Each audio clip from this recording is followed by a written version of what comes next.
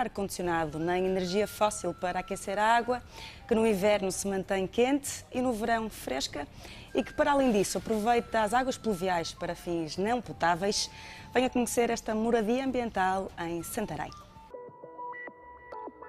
É a casa do futuro. Aproveita a energia do sol e as águas pluviais. Não precisa de ar-condicionado e produz eletricidade a partir de painéis fotovoltaicos. Em Santarém, um engenheiro florestal holandês olhou para a habitação de uma forma sustentável. É uma família de 4 pessoas, são 2 adultos e 2 crianças. A casa foi pensada de forma, ela tem um aspecto mais ou menos cúbico, de forma a condensar o mais possível todas as divisões, porque em termos de eficiência energética, quanto mais condensado tiver a criação do espaço, melhor será o funcionamento térmico.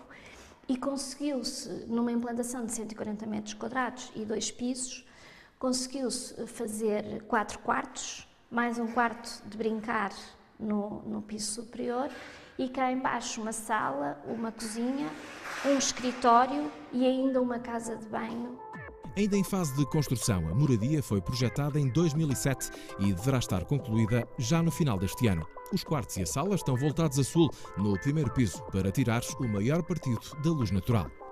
A ideia então foi voltar a moradia toda a sul, deixando a fachada norte completamente fechada, que é onde se registram as maiores perdas térmicas, especialmente durante a noite e na estação fria. A sul foram abertos vãos, que é onde de facto se desenvolve toda a casa, a zona de estar e a zona de quartos, protegido por uma pala que foi dimensionada de forma a deixar que o sol bata no vidro e aqueça a casa no inverno, já que o sol anda mais baixo, e no verão essa pala, o dimensionamento foi feito de forma a que os raios solares não consigam atingir o vidro para não promover o aquecimento solar nessa estação. Para o arrefecimento natural foi criada então uma claraboia, que não é de vidro horizontal, mas de vidros laterais, voltados a sul também, que abre e promove a ventilação natural da casa, uma vez que o ar quente sobe, dá-se o ciclo convectivo do ar, o ar quente sobe e arrasta o ar frio que entrará nas janelas da casa. Esta claraboia teve também a vantagem de promover a iluminação natural numa zona da casa em que o pé direito é duplo e, portanto, grande parte da casa beneficia de iluminação natural durante o dia todo. Vão ser instalados 18 painéis fotovoltaicos, num investimento de 23 mil euros, que será recuperado em 7 anos. Supridas quase todas as necessidades energéticas, esta casa ainda terá capacidade para vender energia à rede, através da microgeração. Esta casa ainda entrou para licenciamento numa fase em que não era obrigatória a certificação energética, contudo fizemos uma simulação e a casa terá uma classificação A. Não tem ar-condicionado e o sistema de aquecimento é feito por piso radiante, tanto que o chão é em cerâmica para não isolar o aquecimento que se dá. E foi estudada de forma a ter o mínimo de necessidades tanto para aquecimento como para arrefecimento. Durante a obra foram colocados ecopontos onde todos os resíduos gerados foram reencaminhados para destinos valorizáveis. Mas a grande novidade é o revestimento a cortiça, que permite um ótimo isolamento térmico. O produto é extremamente eficiente em termos de isolamento térmico e isolamento acústico. Nós temos provas absolutamente confirmadas de que este material de isolamento, quando devidamente aplicado, pode durar 50, 60 ou 70 ou mais anos sem qualquer tipo de perda ou qualquer tipo de alteração em termos da sua capacidade como material isolante. Uma outra das premissas foi então aproveitar as águas pluviais, armazenando-as numa cisterna que está colocada debaixo do terreno e que reencaminha as águas para destinos não potáveis, tanto para regas de jardim, lavagens de automóveis, como para os autocolismos. A casa vai custar cerca de 112 mil euros. Se optar por uma construção com estas características, vai poupar na eletricidade e na água, contribuindo assim para um ambiente mais sustentável.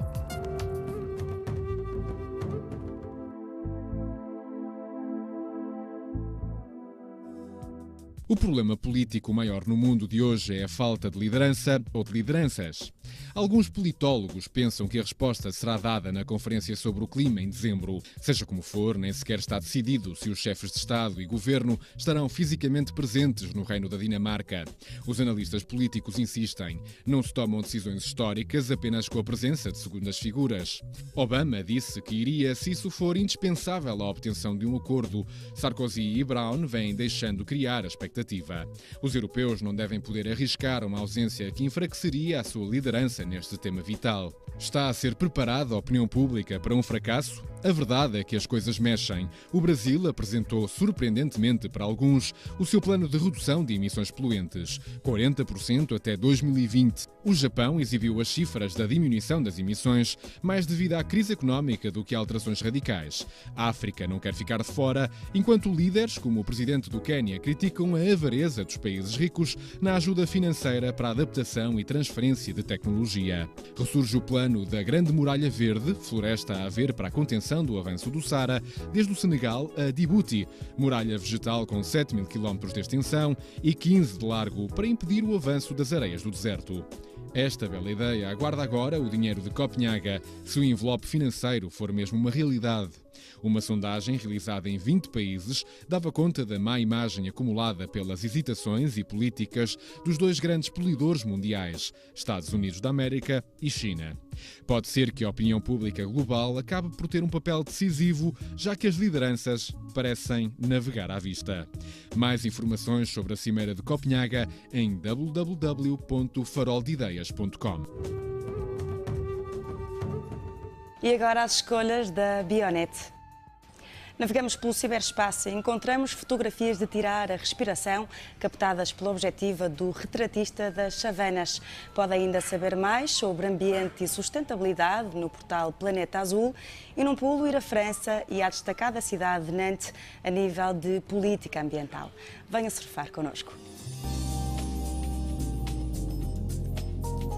A cidade de Nantes destaca-se em França pela sua política ambiental ativa, em particular na preservação de vastos espaços verdes e na consideração de defesa da biodiversidade no quadro urbanístico. Daí o interesse em conhecer o trabalho deste município francês nestas áreas cruciais para uma nova ideia de cidade que não colide necessariamente com a natureza que a envolve e lhe dá qualidade de vida. www.sev.nantes.fr. Também com raiz em França, mas envolvida num vasto programa internacional, no que se define como projeto agrícola, projeto de sociedade, a Associação BED constrói uma rede de agricultores solidários interessados na sustentabilidade, na biodiversidade agrícola e no direito à obtenção de sementes, sem esquecer o debate sobre os OGM e outros temas fundamentais. www.bed-asso.org. O fotógrafo da natureza Nick Brandt nasceu em Londres, mas radicou-se ainda jovem nos Estados Unidos. É considerado o retratista das savanas e o seu portfólio recheia-se de maravilhosas imagens da natureza selvagem, muito impressivas e belas. Um convite a ver em www.nickbrandt.com. Um lançamento novíssimo a saudar, o portal Planeta Azul, português, e reclamando-se do ambiente e da sustentabilidade, pretende ser um ponto de encontro de todos os que procuram informação ambiental, empresas, instituições e cidadãos, um universo em contínuo alargamento que conta agora com mais um canal de divulgação e difusão dos muitos temas que integram a agenda ambiental do país. www.planetaazul.pt. Antes de terminarmos, as notícias ambientais da semana. Recentes estudos trazem boas notícias para o Mar Báltico. Em piores lençóis está Rio Tinto e a biodiversidade mundial cada vez mais ameaçada, segundo dados da União Internacional para a Conservação da Natureza. Confira connosco. Novos dados vieram demonstrar que a biodiversidade mundial está cada vez mais sob grande ameaça. Na mais recente atualização da lista vermelha da União Internacional para a Conservação da Natureza, onde constam 47.677 espécies, 17.291 estão ameaçadas de extinção. De acordo com esta lista, estão ameaçados 21% de todas as espécies de mamíferos conhecidos para a ciência, 30% dos anfíbios, 12% das aves, 28% dos répteis, 37% dos peixes de água doce, 70% das plantas e 35% dos invertebrados. Jane Smart, diretora do Grupo de Conservação da Biodiversidade da IUCN, afirmou que é cada vez mais claro e evidente que está a formar-se uma séria crise de extinções e acrescenta: em janeiro será lançado o Ano Internacional da Biodiversidade, mas a análise mais recente da lista vermelha da União Internacional para a Conservação da Natureza mostra que a meta de reduzir a perda de biodiversidade não será alcançada. O movimento em defesa do Rio Tinto recorreu à Justiça para denunciar aquilo que classifica como um grave atentado à integridade do rio, através das obras de construção do metro do Porto, na freguesia de Rio Tinto. O entubamento de muitas dezenas de metros do rio motivam o forte protesto dos ambientalistas, que consideram que está a ser ferida a legalidade e existe desconformidade entre a declaração de impacto ambiental e a execução da obra, além de não serem respeitadas zonas de RAN e REN. O movimento acusa a Metro do Porto de insensibilidade ambiental e de causar uma grave mutilação de um bem natural e público, que é o Rio Tinto.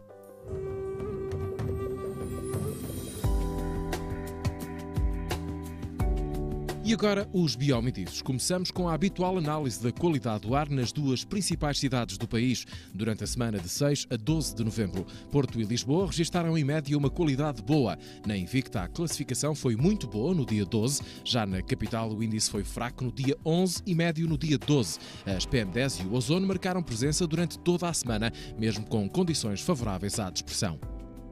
E agora o índice de vento e de umidade relativa foi em Lisboa e em Faro que ventou mais, com registros de 37 km por hora. No Porto, a velocidade do vento atingiu os 31 km por hora. Esta cidade continua a indicar a maior percentagem de umidade relativa, 93%. Lisboa atingiu os 81%. 70% foi a percentagem de umidade registada em Faro. Estas medições ocorreram durante a semana de 6 a 12 de novembro. Terminamos com o índice de pluviosidade em Portugal continental. Em outubro choveu bastante menos que a média dos anos anteriores. O norte chegou aos 86 milímetros. No sul, a precipitação atingiu os 35 milímetros. E no Algarve, atingiu os 22 milímetros. Mas estes valores continuam a ficar aquém dos níveis do passado. Foi no centro que precipitou mais. Chegou aos 117 milímetros.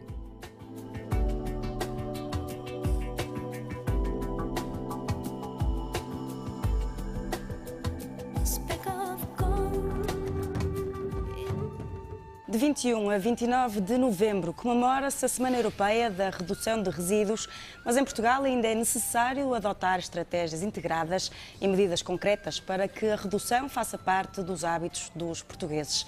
Apesar do aumento da reciclagem em Portugal, a valorização não resolve o problema da crescente produção de resíduos nem a pressão sobre os recursos naturais. A mudança terá que começar por si.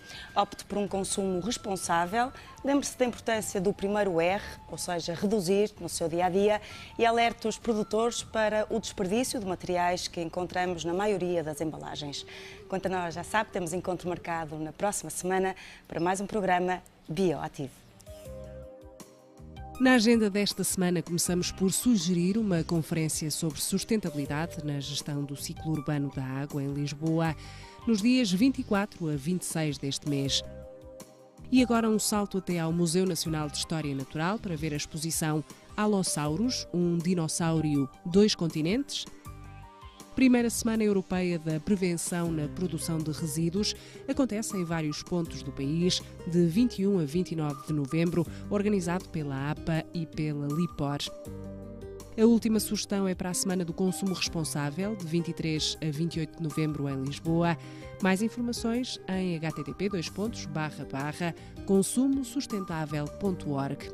Por hoje terminamos, marcamos encontro à mesma hora na próxima semana. Até lá, seja bioativo.